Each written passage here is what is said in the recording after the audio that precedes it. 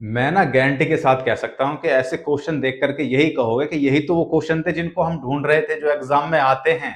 ऐसे क्वेश्चन ही तो हमें नहीं मिल रहे हैं, और आज ऐसे क्वेश्चन मिल रहे हैं। तो इन सबको, ये क्वेश्चन आपके बेसिक अंडरस्टैंडिंग क्लियर कर देंगे बीएनएस, बीएनएसएस और आपके एविडेंस एक्ट के। और ऐसे क्वेश्चन ही बनते हैं। और ये वाले क्वेश्चन पता है कौन से हैं? जो बीएनएस बनने के बाद में जो भी पीवाईक्यू हुए हैं ना, अलग अलग परीक्षाओं में, वो वाले क्वेश्चन हैं। तो इसी तरह क्वेश्चन बनेंगे।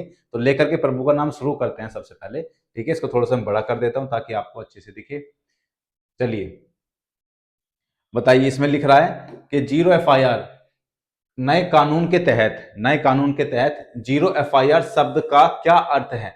एक वीडियो पहले बना चुका हूं, उसमें बहुत सारी इंफॉर्मेशन है, जाकर के देख लीजिएगा, बहुत अच्छा लगेगी वीडियो। ये वीडियो भी आपको बहुत अच्छी लगेगी, बहुत सारी चीजें क्लियर कर जाएगी ये वाली वीडियो, जो आपको कहीं नहीं मिलेगी। चलो, जीरो एफआईआर शब्द का क्या अर्थ है। देखो, जीरो एफआईआर क्या होती है।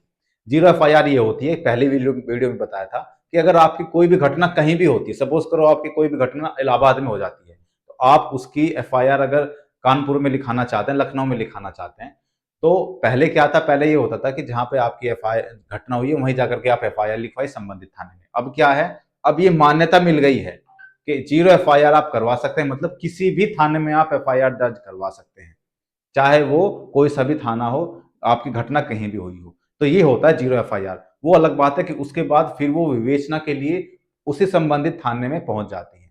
तो जब वो एफआईआर दर्ज होती है तो उसको जीरो नंबर मिलता है, और फिर वो एफआईआर पहुंच जाती है उसी थाने में जहां पे घटना हुई है, वहां जाकर के उसकी इन्वेस्टिगेशन होती है, विवेचना होती है। जीरो एफआईआर समझ में आई। अब क्षेत्र की बाउंडेशन खत्म हो गई है, ठीक है। तो जीरो एफआईआर शब्द का क्या अर्थ है? तो एफआईआर किसी भी पुलिस स्टेशन में दर्ज की जा सकती है, चाहे उसका अधिकार क्षेत्र कुछ भी हो। ठीक है, यही इसका सही आंसर है, चाहे उसका अधिकार क्षेत्र कुछ भी हो।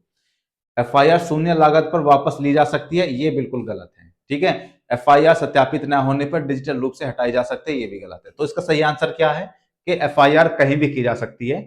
ठीक है, चलिए खैर, नेक्स्ट चीज देखते हैं। क्योंकि ये पीडीएफ ऐसे ही है, तो आप सबको अच्छे से देखिए, इसलिए बड़ी कर दी जाती है। देखो, इसमें लिख भी रहा है, क्या लिख रहा है कि जीरो एफआईआर का अर्थ कि कोई भी व्यक्ति किसी भी पुलिस स्टेशन में एफआईआर दर्ज करा सकता है। ठीक है, चाहे अपराध उसके अधिकार क्षेत्र में हुआ हो या नहीं। एफ जीरो एफआईआर का यही मतलब है। अब जीरो एफआईआर इसमें लिख भी रहा है कि 173 के तहत, धारा 173 के तहत इसे अब कानूनी रूप से अनिवार्य बना दिया गया है। अब अनिवार्य बना दिया गया है। दर्ज होने के बाद पुलिस स्टेशन इसे शून्य शून्य नंबर देता है, और फिर इसे संबंधित अधिकार क्षेत्र वाले पुलिस स्टेशन को स्थानांतरित कर दिया जाता है। जीरो एफआईआर का पूरा कॉन्सेप्ट क्लियर हुआ, समझ में आई? ठीक है, चलिए खैर, नेक्स्ट चीज देखते हैं। नेक्स्ट क्वेश्चन है कि बीएससी, इसमें ऐसे ऐसे क्वेश्चन मिलेंगे जो आपको लगेगा यार सच में ये वाले क्वेश्चन बिल्कुल एग्जाम में बनने लायक है। ठीक है, नेक्स्ट क्वेश्चन है कि बीएससी क्या होता है? भारतीय साक्ष्य अधिनियम। बीएससी 2023 के तहत मौखिक साक्ष्य निम्नलिखित होना चाहिए। मौखिक साक्ष्य निम्नलिखित होना चाहिए। ऐसे ही तो देखो, ऐसे ही क्वेश्चन बनेंगे सच में। मतलब ये क्वेश्चन तो ऐसे हैं कि बस आपको रट लेने चाहिए। मौखिक साक्ष्य निम्नलिखित होना चाहिए। पहला इसका ऑप्शन है कि प्रत्यक्ष और उससे संबंधित जो गवाह ने देखा या सुना हो, वही तो मौखिक साक्ष्य माना जाएगा। कि प्रत्यक्ष या उससे संबंधित जो गवाह ने देखा या सुना हो, यही इसका राइट आंसर है। धारणाओं पर आधारित नहीं, धारणाओं पर आधारित थोड़ी होते हैं। या फिर केवल अंग्रेजी में ही स्वीकार्य, ये भी गलत है। अंग्रेजी में ही स्वीकार्य, ये भी गलत है। ठीक है, केवल अफवाह, ये भी गलत है। ठीक है, अफवाह नहीं। इसमें लिख रहा है कि दस्तावेज में उल्लिखित तथ्यों को साबित करने के लिए मौखिक साक्ष्य स्वीकार्य है, भले ही तथ्य मुख्य संविदा या निपटान से असंबंधित हो। ठीक है, चलिए खैर, नेक्स्ट क्वेश्चन देखते हैं। ये सारी चीजें आपके काम की नहीं है। नेक्स्ट चीज देखते हैं। इसको थोड़ा सा मैं बड़ा कर देता हूं ताकि आपको अच्छे से दिखे। अगला क्वेश्चन देखिए। अगला क्वेश्चन क्या है? अगला क्वेश्चन है आपका कि भारतीय साक्ष्य अधिनियम 2023, भारतीय साक्ष्य अधिनियम 2023 इलेक्ट्रॉनिक साक्ष्य को मान्यता देने के लिए किस प्रमुख कानूनी ढांचे के साथ संरेखित होना चाहता है? मतलब इलेक्ट्रॉनिक साक्ष्य को मान्यता देने के लिए सूचना प्रौद्योगिकी अधिनियम 2000 इसके साथ टाई अप किसके साथ? सूचना प्रौद्योगिकी अधिनियम 2000 के साथ, यही इसका सही आंसर है। या फिर भारतीय साक्ष्य अधिनियम, बिल्कुल नहीं, ये तो अलग हो गया। राष्ट्रीय जांच एजेंसी, ये भी अलग हो गया। और घरेलू हिंसा से महिला को संरक्षण अधिनियम, ये भी गलत हो गया। तो इलेक्ट्रॉनिक साक्ष्य मतलब सूचना प्रौद्योगिकी अधिनियम 2000, इलेक्ट्रॉनिक साक्ष्य मतलब सूचना प्रौद्योगिकी अधिनियम 2000। ठीक है, इस तरीके से ये क्वेश्चन बनते हैं। और इसका वो भी देख लीजिए कि भारतीय साक्ष्य अधिनियम 2023 इलेक्ट्रॉनिक साक्ष्य को मान्यता देने के लिए इंफॉर्मेशन टेक्नोलॉजी एक्ट यानी कि आईटी एक्ट 2000 के साथ संरेखित होना चाहता है।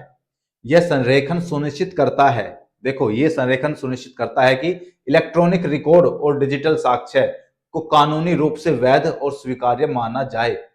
इलेक्ट्रॉनिक रिकॉर्ड डिजिटल साक्ष्य को कानूनी रूप से वैध और स्वीकार्य माना जाए, जिससे आधुनिक डिजिटल युग के अनुरूप न्याय व्यवस्था सुनिश्चित हो सके। ठीक है, सुनिश्चित हो सके मतलब इलेक्ट्रॉनिक एविडेंस को अच्छे से मान्यता दी जाए।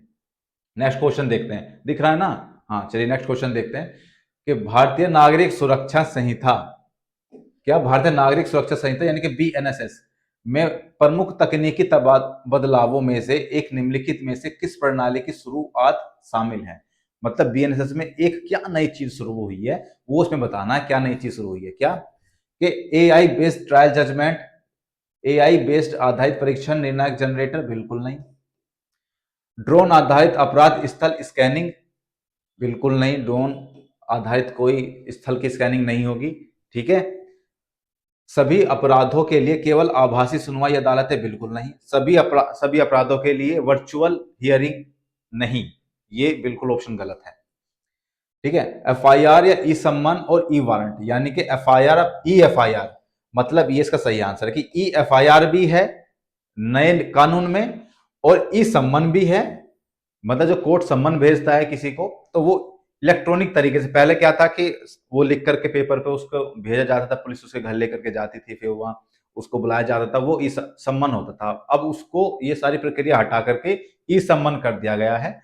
मतलब ई सम्मन को मान्यता मिल गई है, इलेक्ट्रॉनिक तरीके से उसको सम्मन भेज दिया जाएगा। और ई वारंट इसी तरीके से वारंट होता है, तो ई वारंट भी भेज दिया जाएगा इलेक्ट्रॉनिक तरीके से। तो ये इसका सही आंसर है कि नए बीएनएसएस में ये बदलाव आपके हुए हैं। इसका आप एक्सप्लेनेशन भी पढ़ सकते हैं कि भारतीय नागरिक बीएनएसएस में प्रमुख तकनीकों बदलाव में ईएफआईआर, ई सम्मन और ई वारंट की शुरुआत है। यह कोड आपराधिक प्रक्रिया संहिता, यानी कि कोड मतलब बीएनएसएस, ये आपराधिक प्रक्रिया सीआरपीसी की जगह लेता है और पूरी प्रक्रिया को डिजिटाइज करने और दक्षता बढ़ाने पर केंद्रित है। ठीक है, ये बीएनएसएस किसको रिप्लेस किया? सीआरपीसी को रिप्लेस किया था। ठीक है, चलिए नेक्स्ट क्वेश्चन देखते हैं। नेक्स्ट क्वेश्चन है, हाँ अरे ये कहां से आ गया, ये आ गया, अच्छा हाँ, नेक्स्ट क्वेश्चन ये है, देखिए कि भारतीय नागरिक सुरक्षा संहिता यानी कि बीएनएसएस जब अब पुलिस अधिकारी के लिए बिना वारंट के गिरफ्तार किए गए व्यक्ति को किस प्रकार की जानकारी देना अनिवार्य बनाती है? अगर पुलिस अधिकारी किसी को मैं हट रहा हूं, आप देख लीजिए, पुलिस अधिकारी किसी को गिरफ्तार कर रहे हैं तो उनको किसी व्यक्ति को जानकारी देना अनिवार्य है। कौन कौन सी जानकारी जिसको गिरफ्तार कर रहे हैं उसको देना अनिवार्य है, कौन कौन सी जानकारी? ठीक है, तो सबसे पहला इसमें आता है कि गिरफ्तारी का कारण और जमानत का अधिकार यदि लागू हो, बिल्कुल। जब किसी व्यक्ति को गिरफ्तार कर रहे हो बिना वारंट के, ठीक है, तो उसको हमें सबसे पहले क्या करना होता है, उसको गिरफ्तारी का कारण बताना होता है कि भाई आपको क्यों गिरफ्तार किया जा रहा है। ठीक है, और उसको आपको इसमें जमानत का अधिकार है कि नहीं है वो आपको इसमें बताना होगा। ठीक है, अब ठीक दिख रहा है, वो आपको इसमें बताना होगा। ठीक है, तो इसका सही आंसर यही है कि गिरफ्तारी का कारण, जमानत का अधिकार उसको बताना होगा। ठीक है, ये गलत है कि गिरफ्तार करने वाले अधिकारी के परिवार का विवरण, ये भी गलत है। मामले के बारे में विदेशी भाषा की जानकारी, ये भी गलत है। और जिले के सभी पुलिस थानों की सूची, ये भी गलत है। ठीक है, वो उसमें अब बताना होगा उसको उसका कि भाई हम आपको क्यों गिरफ्तार कर रहे हैं। चलिए खैर ठीक है, नेक्स्ट क्वेश्चन देखते हैं कि बीएनएसएस 2023 द्वितीयक साक्ष्य, इंपोर्टेंट है, इंपोर्टेंट है भाई साहब, जरूर पढ़ लेना, जरूर याद कर लेना। सही दिख रहा है, सही दिख रहा है। द्वितीयक साक्ष्य जैसे फोटोकॉपी, ठीक है, जैसे फोटोकॉपी, फोटोकॉपी या स्कैन किए गए दस्तावेज के बारे में क्या प्रदान करता है BNSS 2023?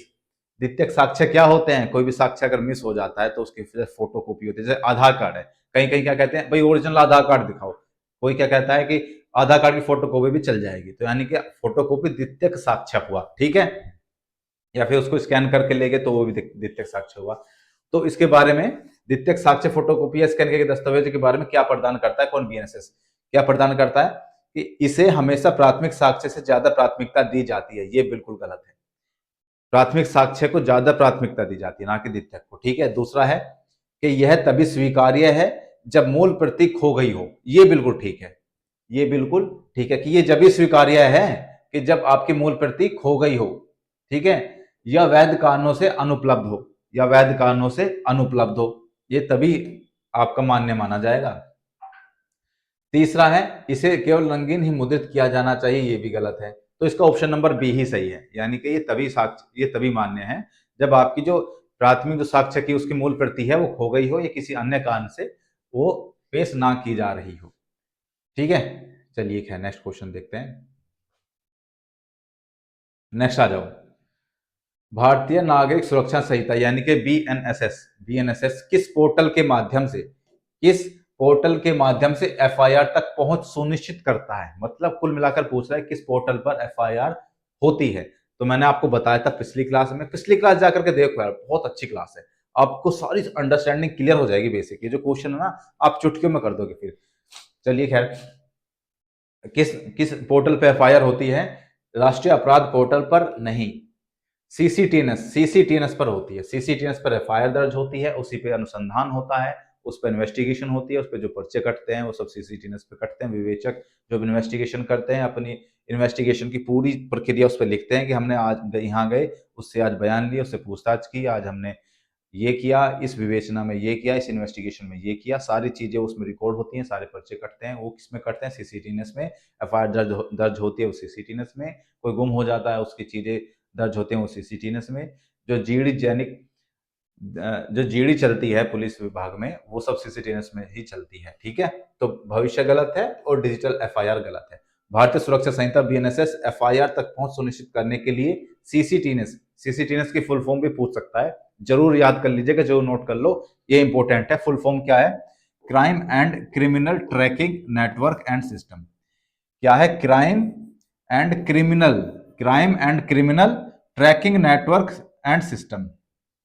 Tracking network and system CCTNS portal का उपयोग करती है, जो एक एकीकृत प्रणाली है जिसके माध्यम से नागरिक एफआईआर दर्ज कर सकते हैं, ठीक है। चलिए खैर नेक्स्ट क्वेश्चन देखते हैं। इसको कैंसिल करो, ये कहां से आ गया। नेक्स्ट क्वेश्चन देखते हैं। इसको बड़ा करूं थोड़ा सा ताकि आपको साफ साफ दिख जाए।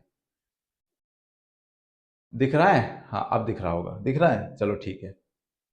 भारतीय नागरिक सुरक्षा संहिता, यार ये थोड़ी सी पीडीएफ ऐसे ही बनी है। भारतीय नागरिक सुरक्षा संहिता बीएनएसएस की कौन सी धारा तलाशी और जब्ती कार्रवाई की वीडियो रिकॉर्डिंग अनिवार्य करती है? किस धारा में? बताया था पिछली वीडियो में कि किस धारा में तलाशी, जब हम तलाशी लेते, पुलिस तलाशी लेती तो उनको वीडियो बनानी पड़ेगी तलाशी लेते हुए की, ठीक है। अब नई जो कानून है उसमें ये लागू हो गया, तलाशी की वीडियो बनानी पड़ेगी। और जो अगर हम कुछ जब्त कर रहे हैं तो उसकी भी वीडियो बनानी पड़ेगी, उसकी कार्रवाई की वीडियो बनानी पड़ेगी, उसका रिकॉर्डिंग अनिवार्य है। ये बीएनएसएस की किस धारा में है? फिर से बता रहा हूं, बीएनएसएस और बीएनएस में क्या अंतर है। बीएनएसएस एक प्रक्रियात्मक विधि है, मतलब आप जो भी चीज कर रहे हो उसकी एक प्रक्रिया होती है और उस प्रक्रिया को बताया गया है आपके बीएनएसएस में। किसमें बताया गया है? बीएनएसएस में, ठीक है। खैर इसकी जो सेक्शन 50 नहीं, सेक्शन 105 यानी कि धारा 105 में ये कहा गया है कि जब भी आप किसी चीज की जब्त करें, किसी चीज को या किसी की तलाशी लें, तो आपको उसकी वीडियो बनानी जरूरी है। अब बिना वीडियो के वो मान्य नहीं होगा। तो ये उसमें बताया गया है। अब धारा 105 बहुत इंपॉर्टेंट है ये चीज, क्योंकि ये अब इसमें जुड़ी है, तो इसको जरूर याद कर लेना दोस्त। ये आपको बेहद काम आएगा एग्जाम में, जरूर ऐसा क्वेश्चन जरूर देखने के लिए मिलेगा आपको, ठीक है। इसका वो पढ़िए कि बीएनएसएस की धारा 105 तलाशी और जब्ती कार्रवाई की ऑडियो वीडियो रिकॉर्डिंग को अनिवार्य करती है ताकि पूरी प्रक्रिया में पारदर्शिता और जवाबदेही सुनिश्चित हो सके और पुलिस की मनमानी कार्रवाई पर रोक लगाई जा सके, ठीक है, कहीं ऐसा तो नहीं कि पुलिस ने जबरदस्ती ही उसको जब्त कर लिया हो, या तलाशी ले रहे हो फिर तलाशी में कुछ ना मिला हो, या फिर कुछ दिखा दिया ऐसे ही बिना मतलब, उसको अब मनमानी खत्म। अब जो भी होगा वीडियो के सामने होगा, जिसमें जब्त वस्तुओं की सूची और गवाहों के हस्ताक्षर पे रिकॉर्ड किए जाते हैं और इसे मजिस्ट्रेट को भेजा जाता है। मजिस्ट्रेट साहब इसको देखते हैं। ठीक है, चलिए खैर नेक्स्ट क्वेश्चन देखते हैं। आगे आ जाओ। अदर इंपॉर्टेंट क्वेश्चन है based on latest exam pattern. Other important question, ऐसे भी क्वेश्चन बनेंगे भाई साहब, ऐसे भी क्वेश्चन बनेंगे कि हिट एंड रन के नए प्रावधानों के तहत यदि ड्राइवर घटना की सूचना, हिट एंड रन वाला जिसमें बहुत बड़ा हंगामा हुआ था, तो उसी से क्वेश्चंस आ रहे हैं कि यदि ड्राइवर घटना की सूचना पुलिस या फिर मजिस्ट्रेट को नहीं देता है तो अधिकतम सजा कितनी हो सकती है। मतलब ड्राइवर, कोई कोई भी ड्राइवर उसको टक्कर मार के भाग गए और भाग कर मतलब फिर ना तो पुलिस को सूचना दी ना मजिस्ट्रेट को सूचना दी, तो ऐसी स्थिति में जब वो भाग जाते हैं तो ऐसी स्थिति में कितने वर्ष की सजा हो सकती है। तो 10 वर्ष की कैद और जुर्माना। कितने वर्ष की? 10 वर्ष की कैद और जुर्माना हो सकता है। ठीक है, अब इसमें देखो, हिट एंड रन के नए भारतीय न्याय संहिता बीएनएस के प्रावधानों के तहत यदि कोई ड्राइवर लापरवाही से हुई दुर्घटना के बाद पुलिस या मजिस्ट्रेट को सूचना दिए बिना घटना स्थल से भाग जाता है तो उसे अधिकतम 10 साल तक की कैद और जुर्माना हो सकता है, जिसमें 7 लाख रुपए तक का जुर्माना शामिल है। कितना? 7 लाख रुपए तक का जुर्माना और 10 साल की सजा, जैसा कि भारतीय न्याय संहिता 2023 की धारा 106(2) में बताया गया है। जबकि सूचना देने पर सजा 5 साल तक है। सूचना देने पर सजा 5 साल तक है। सूचना देने पर सजा 5 साल तक है। ठीक है, अगर सूचना नहीं देता है तो 10 साल तक की सजा।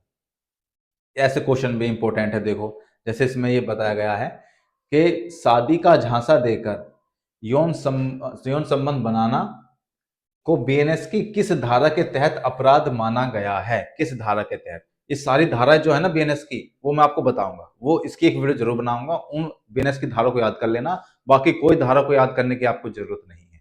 ठीक है, तो शादी का झांसा देकर के यौन संबंध बनाना किस धारा के तहत अपराध माना गया है? ये धारा 69, याद रख लेना, धारा 69। धारा 69 कितना? 69 समझ गए? धारा 69 यह अपराध भारतीय न्याय संहिता बीएनएस की धारा 69 के तहत आता है। अब बहुत सारे लोग, सब लोग समझ गए होंगे जितने भी लोग पढ़ रहे होंगे। ठीक है, यह 69 के तहत आता है।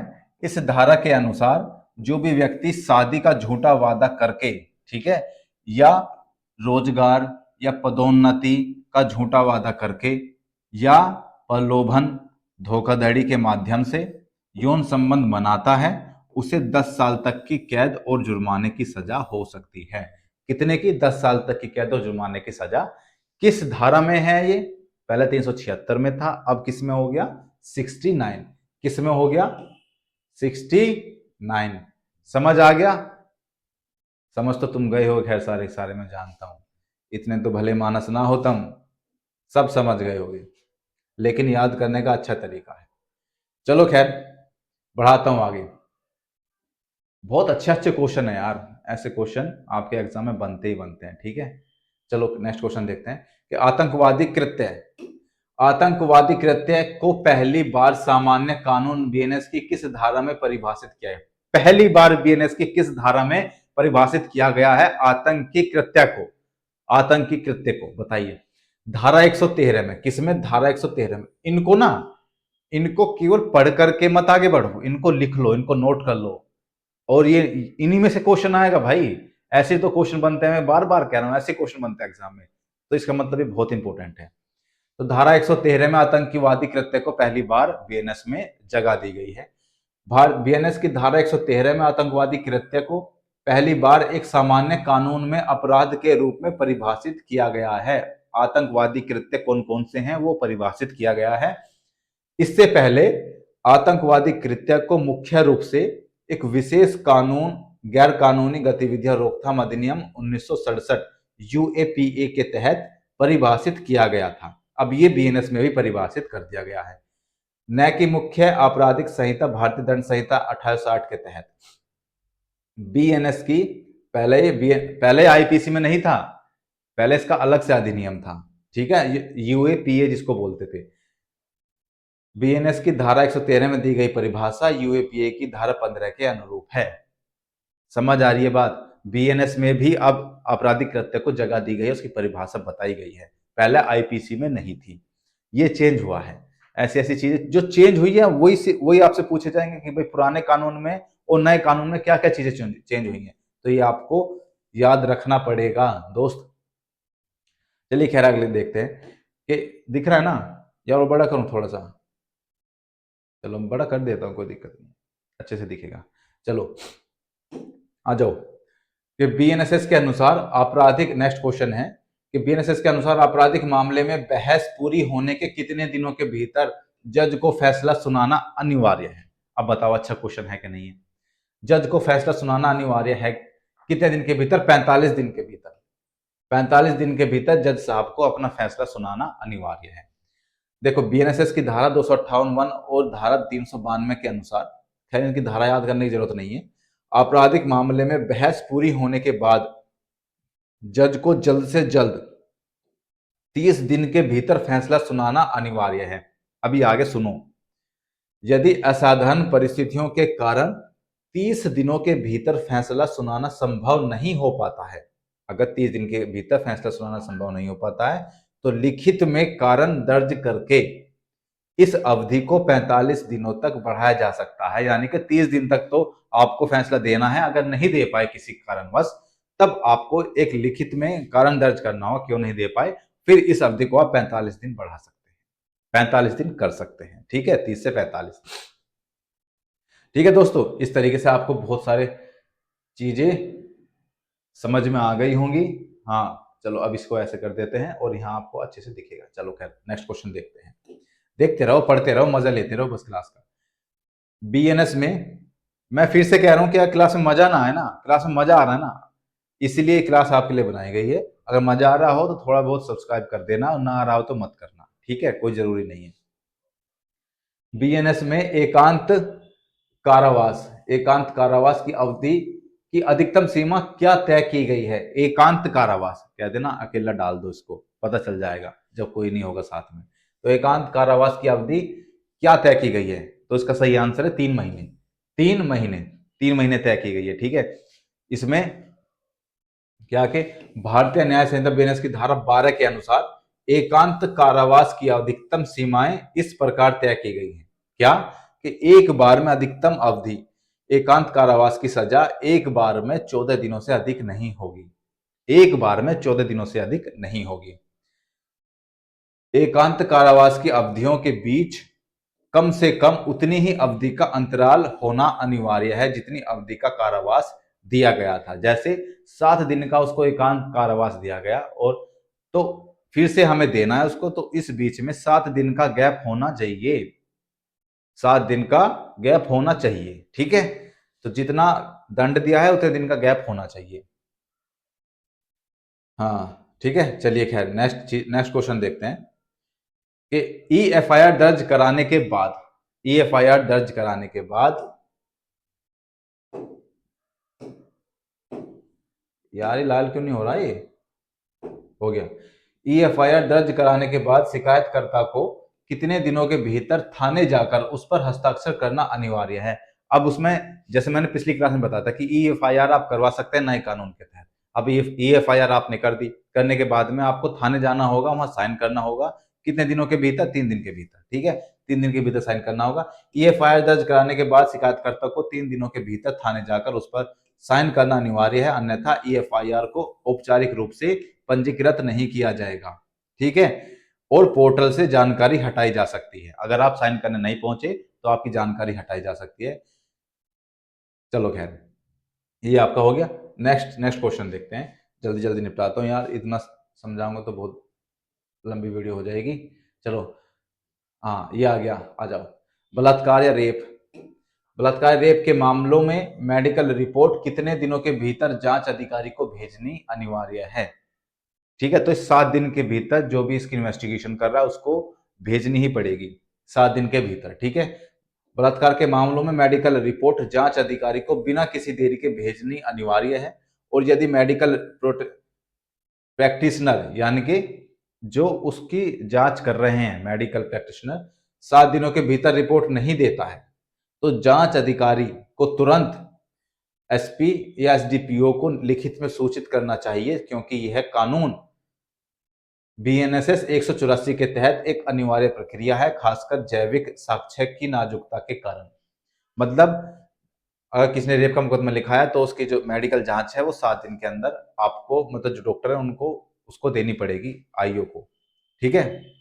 और अगर वो ऐसा नहीं करते, नहीं देते हैं, तो एक लेटर लिख करके उससे मंगाया जा सकता है। चलिए नेक्स्ट क्वेश्चन देखते हैं कि बीएनएसएस की धारा 472 के तहत दोषी को दया याचिका राष्ट्रपति या राज्यपाल के पास कितने दिनों के भीतर दायर करनी होगी। किसी को मृत्युदंड मिल गया, राष्ट्रपति राज्यपाल के लिए उन दया याचिका भेजनी है तो कितने दिन के भीतर? 30 दिन के भीतर। कितने? 30 दिन, 30 दिन के भीतर, ठीक है। चलो नेक्स्ट क्वेश्चन देखते हैं। 30 दिन के भीतर, हाँ आज दिख रहा है, चलो बड़ा कर दूं थोड़ा सा और, ओके ये लो। चलो आइए आइए जल्दी आइए कि क्या आरोपी व्यक्ति को अपनी गिरफ्तारी के बाद वकील से मिलने का अधिकार है? हाँ बिल्कुल है। हाँ, पूछताछ के दौरान वकील से मिलने का अधिकार है, लेकिन पूरी पूछताछ के दौरान नहीं। पूरी पूछताछ के दौरान नहीं, जब शुरू में उससे पूछताछ करें तब मिलने का अधिकार है। इसको पढ़ लो, इसको अच्छा लगेगा तुम्हें पढ़ते हुए। क्या इसमें कह रहा कि हाँ, आरोपी व्यक्ति को गिरफ्तारी के बाद अपनी पसंद के वकील से मिलने और सलाह लेने का पूरा अधिकार है, जो भारतीय संविधान अनुच्छेद 22(1) और दंड प्रक्रिया संहिता सीआरपीसी की धारा 41D और भारतीय नागरिक सुरक्षा संहिता बीएनएसएस की धारा 38 द्वारा गारंटीकृत है, ताकि पूछताछ के दौरान उसके अधिकारों की रक्षा हो सके और उसे कानूनी प्रक्रिया समझने में मदद मिल सके। यह अधिकार सुनिश्चित करता है कि वह बिना दबाव के कानूनी मार्गदर्शन प्राप्त कर सके और खुद के खिलाफ कुछ भी न बोल दे। और यह अधिकार गिरफ्तारी के तुरंत बाद लागू हो जाता है। जैसे गिरफ्तार किया तुरंत बाद उसके लिए यह अधिकार आपका लागू हो जाता है, ठीक है। नेक्स्ट है कि महिलाओं की गिरफ्तारी के संबंध में बीएनएसएस में क्या नियम है। हाँ, महिलाओं की गिरफ्तारी, बहुत लोग पूछते हैं कि महिलाओं की गिरफ्तारी के लिए क्या नियम है। कि सूर्यास्त के बाद और सूर्योदय से पहले, दोनों चीज याद रखना, सूर्यास्त के बाद और सूर्योदय से पहले किसी महिला को गिरफ्तार नहीं किया जाएगा। किसी महिला को गिरफ्तार नहीं किया जाएगा जब तक कि असाधारण परिस्थितियां न हो और महिला पुलिस अधिकारी मौजूद न हो। नहीं गिरफ्तार किया जाएगा, महिला पुलिस अधिकारी होनी चाहिए तभी उसको गिरफ्तार किया जाएगा, ठीक है। सूर्यास्त के बाद और सूर्योदय से पहले गिरफ्तार नहीं किया जाएगा। चलिए खैर नेक्स्ट अगला देखते हैं कि बीएनएसएस किस धारा में मानहानि का प्रावधान है। मानहानि का प्रावधान धारा 356 में है। लिख लो, ये जो धारा है ना इंपोर्टेंट है, बाकी धारा की क्लास तो मैं कराऊंगा ही। बीएनएसएस किस धारा में मानहानि का प्रावधान है? धारा 356 में, धारा 356 में, ठीक है। बीएनएस की धारा 356 में मानहानि का प्रावधान है, जो पुरानी भारतीय दंड संहिता आईपीसी की धारा 499 थी। पुरानी 499 और 500 थी, अब कौन सी हो गई है? 356, 356, ठीक है। चलो खैर नेक्स्ट पे आ जाओ, जल्दी जल्दी जल्दी जल्दी कर लेते हैं सारे। भगोड़े अपराधियों की संपत्ति कुर्क करने का प्रावधान किस धारा में है बीएनएसएस की? बताओ, साफ दिख रहा है? थोड़ा सा बड़ा कर दूं क्या? भगोड़े व्यक्ति, अगर कोई भाग गया क्राइम करके, हाथ नहीं आ रहा है, बहुत प्रॉब्लम हो रही है, मिल नहीं रहा है, तो उसकी संपत्ति कुर्क होती है, ठीक है। और संपत्ति कुर्क होती है तो 21 धारा में उसकी संपत्ति कुर्क की जाएगी? धारा 85 में। लिख लो, याद कर लो, धारा 85 में, धारा 85 में।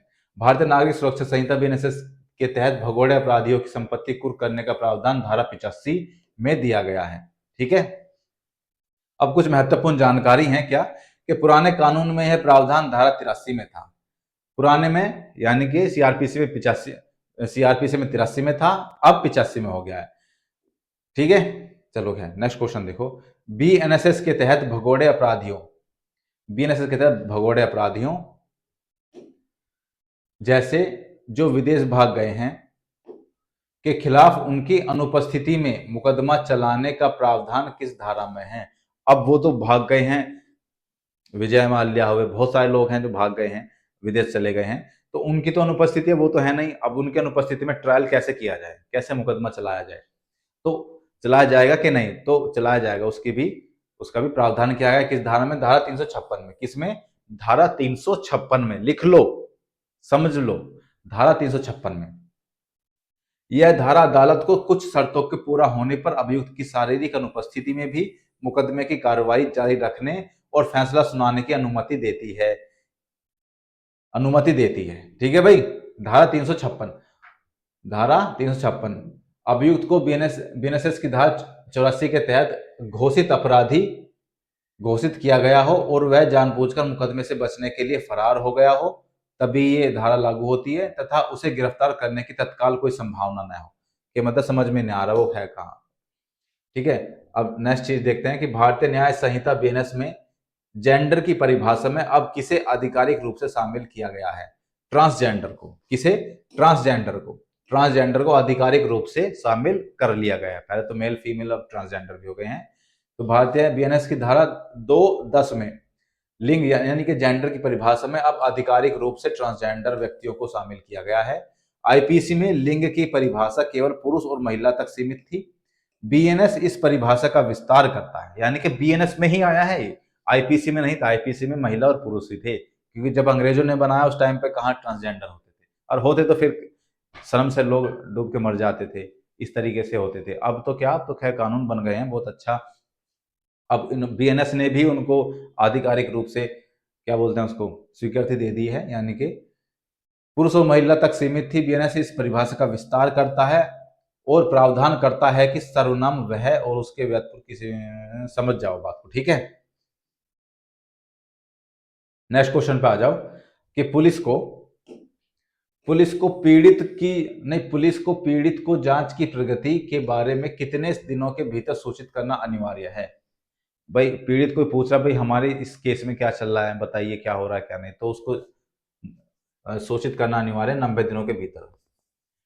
90 दिनों के भीतर इलेक्ट्रॉनिक माध्यम या पोस्ट द्वारा। क्या? इलेक्ट्रॉनिक माध्यम या फिर पोस्ट द्वारा। अब इलेक्ट्रॉनिक माध्यम कुछ भी हो सकता है, व्हाट्सएप, जीमेल, फोन, कुछ भी हो सकता है। पुलिस को पीड़ित की जांच की प्रगति के बारे में 90 दिनों के भीतर सूचित करना अनिवार्य है। यह भारतीय नागरिक सुरक्षा संहिता बीएनएसएस की धारा 3 के तहत एक नया प्रावधान है। ठीक है, हाँ भाई आओ जल्दी जल्दी। अच्छे अच्छे क्वेश्चन दिख रहे हैं ना भाई, अच्छे अच्छे क्वेश्चन है ये, मस्त क्वेश्चन है एकदम, ऐसे क्वेश्चन बनेंगे। फैसला जजमेंट सुनाए जाने के कितने दिनों के भीतर उसकी कॉपी पीड़ित और आरोपी को निःशुल्क दी जानी चाहिए? अब ये भी देखो कितना अच्छा क्वेश्चन है, याद रखोगे, याद करना पड़ेगा। कितने दिनों के भीतर दी जानी चाहिए? देखो, फैसला सुनाए जाने के तुरंत बाद उसकी कॉपी पीड़ित और आरोपी को निःशुल्क दी जानी चाहिए। आपराधिक, चलो खैर छोड़ो, बिना डिले, बिना विलंब के उसको दी जानी चाहिए। नेक्स्ट क्वेश्चन है कि बीएनएसएस के तहत संक्षिप्त सुनवाई अब किन मामलों में हो सकती है? संक्षिप्त सुनवाई, इन सबको याद रख लेना। अगर आप इनको पढ़ भी लोगे ना, देख भी रहे हो, तो फिर ही आपको गैल गैल याद भी हो रहे होंगे, मेरे हिसाब से आपके माइंड में जा रहे होंगे। संक्षिप्त सुनवाई अब किन मामलों में हो सकती है? जिन अपराधों में सजा 3 साल तक की हो, जिन अपराधों में सजा 3 साल तक की हो, उसमें संक्षिप्त सुनवाई होगी। बीएनएसएस की धारा 283 के तहत संक्षिप्त सुनवाई अब उन अपराधों के लिए हो सकती है जो मृत्युदंड, आजीवन कारावास या 3 साल से अधिक की अवधि के हकदार नहीं है, जैसे 20,000 तक की चोरी की संपत्ति प्राप्त करना या छिपाना, आपराधिक धमकी और शांति भंग करने के इरादे से अपमान करना, जिसमें मजिस्ट्रेट मामले की प्रकृति के आधार पर सामान्य सुनवाई पर भी वापस लौट सकते हैं। ठीक है, चलिए नेक्स्ट क्वेश्चन देखिए। हाँ ये वाला क्वेश्चन देखिए, अच्छा क्वेश्चन है, दिख रहा है, बड़ा कर दूं। ओके, भारतीय न्याय संहिता यानी कि बीएनएस में बच्चा शब्द को किस उम्र के व्यक्ति के रूप में परिभाषित किया गया है? बच्चा को किस व्यक्ति के रूप में परिभाषित किया गया है? 18 वर्ष से कम आयु का व्यक्ति, धारा 2-3। बच्चा किसको बोलते हैं? हम उसमें जब ऑप्शन आएंगे तो आप कंफ्यूज हो जाएंगे, बच्चा किसको बोलने हैं। उसमें लिखा होगा 2 साल तक के जो नवजात है उनको बच्चा, 5 साल तक के को बच्चा, 10 साल तक के को बच्चा, 18 साल तक के को बच्चा बोलते हैं। तो समझ लो कि 18 वर्ष से कम आयु का व्यक्ति बीएनएस में बच्चा कहलाएगा। समझ में आए? बच्चा, चाइल्ड शब्द को 18 वर्ष से कम। बीएनएस की धारा 2(3) में बच्चा उस व्यक्ति को माना जाता है जिसने 18 वर्ष की आयु पूरी नहीं की है। यह परिभाषा आईपीसी के समान है और नाबालिगों को आपराधिक और अन्य शोषण से बचाने के लिए प्रयोग की जाती है, लेकिन अपराधों के लिए पीड़ित की आयु सीमा अलग अलग हो सकती है। चलिए नेक्स्ट क्वेश्चन देखते हैं कि पुराने क्या है कि पुराने कानून की बहुचर्चित धारा 377 तो सब लोग जानते होंगे, नहीं जानते? और इसमें तो बहुत बवाल हुआ था यार, सुप्रीम कोर्ट ने फिर 377 हटा दी थी धारा। चलो खैर पढ़ लो क्या है 377 भी, कि पुराने कानून, इस पे भी लिख रहा है कि पुराने कानून की बहुचर्चित धारा 377 अप्राकृतिक यौन संबंध और धारा 497 व्यभिचार का क्या हुआ। अब इसका क्या हुआ नए कानून में जो है कि नए कानून में इन्हें भारतीय न्याय संहिता बीएनएस के से हटा दिया गया है। इनको पहले क्या था कि उसको खत्म, पहले आईपीसी में तो थी ये 377 कि भाई जो समलैंगिक है वो मान्य नहीं थे पहले, लेकिन अब मान्य है 377, सुप्रीम कोर्ट ने हटा दी थी। तो ये अब जब बीएनएस आई है तो बीएनएस में इसके प्रिंट भी हटा दिया है, उसके नियम तो हटा ही दिए थे पहले आईपीसी में, अब प्रिंट भी हटा दिया है, तुम जाओ वाला घटो, अब तुम्हारा कोई काम नहीं है, ठीक है। अब ये अपराध नहीं माने जाएंगे, अब ये अपराध नहीं माने जाएंगे। पहले क्या था, अपराध माना जाता था, समलैंगिक जो भी था ना, समझ ही गए होगे, वो अपराध माना जाता था, लेकिन अब वो अपराध नहीं माना जाएगा जब तक कि जबरदस्ती ना हो। जबरदस्ती होती है तो अपराध माना जाएगा और उसको रेप की कैटेगरी में माना जाएगा, रेप माना जाएगा, ठीक है। चलो आ जाओ नेक्स्ट क्वेश्चन। बीएनएसएस की किस धारा, नहीं सॉरी बीएनएसएस की धारा 230 के तहत आरोपी को आरोप तय होने के कितने दिनों के भीतर डिस्चार्ज याचिका दायर करनी होगी? 60 दिनों के भीतर। डिस्चार्ज याचिका क्या, जैसे आरोप तय होता है, चार्जशीट वहां पहुंच गई, न्यायालय में जाने के बाद में आरोप तय आपके पास आपका हो जाएगा कि जज साहब ने चार्जशीट देखी, उनको लगा कि हाँ ट्रायल करने योग्य है, तो वो कहते हैं कि इसमें आरोप तय माना जाता है और ट्रायल की प्रक्रिया शुरू करते हैं। अब जो है जिसके खिलाफ ट्रायल होता है वो पहुंचता है, वो कहता है कि मेरे खिलाफ लगाए गए आरोप सभी लोग आरोप गलत हैं, ठीक है, ये चार्जशीटें गलत बनाई गई है, तो हमें इसको डिस्चार्ज करना है, जो चार्ज आपने बनाए हैं वो चार्ज हमें इसको हटवाने हैं, तो उस प्रक्रिया के लिए आपको 60 दिन के भीतर डिस्चार्ज दाखिल करना होगा। तो वही इसमें पूछा है कि दायर करने कितने दिनों के भीतर, 60 दिनों के भीतर। कितने? 60 दिनों के भीतर, ठीक है। नेक्स्ट क्वेश्चन देखते हैं। नेक्स्ट क्वेश्चन, नए कानून में पागलपन शब्द को हटाकर किस नए शब्द का प्रयोग किया गया है? नए कानून, पहले क्या था, पागलपन था, पागलपन शब्द को हटा दिया, अब किस शब्द को जोड़ा गया उसमें? तो अब जोड़ा गया उसमें मानसिक बीमारी। किसको? मानसिक बीमारी। पागलपन को हटाकर मानसिक। कितना अच्छा क्वेश्चन है, ऐसे क्वेश्चन बनेंगे आपके एग्जाम में, इन क्वेश्चन को पढ़ो। क्या मूल विधि में पता नहीं क्या क्या चीजें पढ़ रहे हो आप लोग यार। मानसिक बीमारी और मूल विधि के जो भी जितने भी वो अधिनियम है सारे के सारे मैंने एक उसमें एक वीडियो में कई वीडियो बनाई है हर अधिनियम की, आने वाले टाइम में वो भी वीडियो बनाऊंगा, तो बस वो वाले क्वेश्चन देख लो, पढ़ लो, अधिनियम वहां से क्लियर हो जाएंगे, बीएनएस यहाँ से क्लियर हो जाएंगे, जो धारा है एक वीडियो वो बना दूंगा, धारा वहां से याद कर लेना, आपकी मूल विधि क्लियर, ठीक है। मानसिक पहले, अब क्या था, पागलपन को हटा करके मानसिक बीमारी उसमें कर दिया गया, ठीक है। यह बदलाव आईपीसी की धारा 84 की जगह लाई गई भारतीय न्याय संहिता की धारा 22 में किया गया है। पहले क्या था, 84 थी, अब 22 हो गई है, ठीक है। नेक्स्ट क्वेश्चन देखते हैं कि बीएनएसएस के तहत कोई भी आपराधिक कोर्ट किसी भी मामले में अधिकतम कितनी बार स्थगन या तारीख दे सकती है? केवल 2 बार। कितनी बार? केवल 2 बार, ठीक है। नेक्स्ट क्वेश्चन देखो, ये क्वेश्चन अच्छा है, इस क्वेश्चन को देखना, ये क्वेश्चन अच्छा है, ठीक है। क्वेश्चन क्या है? क्वेश्चन है कि बीएनएस में ठगी की परिभाषा को हटा दिया गया है। बीएनएस में पहले आईपीसी में ठग थे, ठग की परिभाषा दी गई थी, अब क्या है, उस ठगी को हटा दिया गया है बीएनएस में। इसे अब किस अपराध के अंतर्गत माना जाएगा? ठग तो अभी भी होते हैं, ठगी तो अभी भी होते हैं, अब इसको किस अपराध के अंतर्गत माना जाएगा? तो उसका आंसर है डकैती। डकैती या लूट, ठग को अब माना जाएगा डकैती या फिर लूट, ठीक है। अब देखो इसका एक्सप्लेनेशन पढ़ते हैं कि भाई भारतीय न्याय संहिता की ठगी पहले धारा 310 थी, कौन सी थी? 310, पहले धारा 310 थी की परिभाषा हटा दी गई है, लेकिन इसमें जुड़े अपराध अब संगठित अपराध, संगठित अपराध मैंने कल बताया था, ऑर्गेनाइज्ड क्राइम कल बताया था, जाकर के पढ़ लेना, और अन्य संबंधित धाराओं जैसे कि बीएनएस की धारा 110, बीएनएस की धारा 309 लूट और बीएनएस की धारा 316 धोखाधड़ी या ठगी के तहत निपटाए जाएंगे, क्योंकि ये सभी कार्य अब व्यापक धाराओं के अंतर्गत आते हैं जो आपराधिक गिरोहों और ठगी के विभिन्न कृत्यों को कवर करती हैं, जैसे कि लूटपाट या चोरी। ठीक है, चलो नेक्स्ट क्वेश्चन देखते हैं। नेक्स्ट क्वेश्चन है कि बीएनएसएस की धारा 176 के तहत अगर किसी व्यक्ति की मृत्यु पुलिस हिरासत में हो जाती है तो उसकी जांच कौन करेगा? वाह, क्या लाजवाब क्वेश्चन है यार, कितने मस्त मस्त क्वेश्चन है। कौन करेगा? तो उसकी जांच करेगा न्यायिक मजिस्ट्रेट। जैसे आप देखते नहीं हो कि थाने में किसी व्यक्ति की मृत्यु हो गई, या फिर पुलिस कस्टडी में किसी व्यक्ति की मृत्यु हो गई, लॉकअप में मृत्यु हो गई, तो उसकी जांच कौन करेगा? उसकी जांच करेगा न्यायिक मजिस्ट्रेट। याद रखना, लिख लेना, न्यायिक मजिस्ट्रेट या मेट्रोपॉलिटन मजिस्ट्रेट। ठीक है, न्यायिक मजिस्ट्रेट या फिर मेट्रोपॉलिटन मजिस्ट्रेट। अब नेक्स्ट क्वेश्चन है कि भारतीय बीएनएस के तहत यदि कोई व्यक्ति आत्महत्या का प्रयास किसी लोक सेवक को काम करने से रोकने के लिए करता है तो उसे क्या सजा मिलेगी? यार, ये तो मेरे केस की याद दिलाता है। एक बार ऐसे हुआ था, मैं दहेज के केस को लेकर के विवेचना कर रहा था, तो उसमें एक आरोपी था, हालांकि मुझे नहीं बताना चाहिए, लेकिन फिर भी आप लोगों की नॉलेज के लिए बता दूं कि ऐसे भी लोग होते हैं कि वो मुझे धमकी देता है कि मैं आत्महत्या कर लूंगा, मैं रेलवे ट्रैक पर जाकर के मर जाऊंगा, ये कर लूंगा, वो कर लूंगा। फिर बहुत सारी चीजें उसमें हुई, बहुत सारी चीजें अधिकारी को बताया गया, फिर उसमें खैर उसकी चार्जशीट वार्जशीट लगा करके भेज दी गई थी। चलो खैर, तो आप लोग इसे देखो। क्वेश्चन क्या था?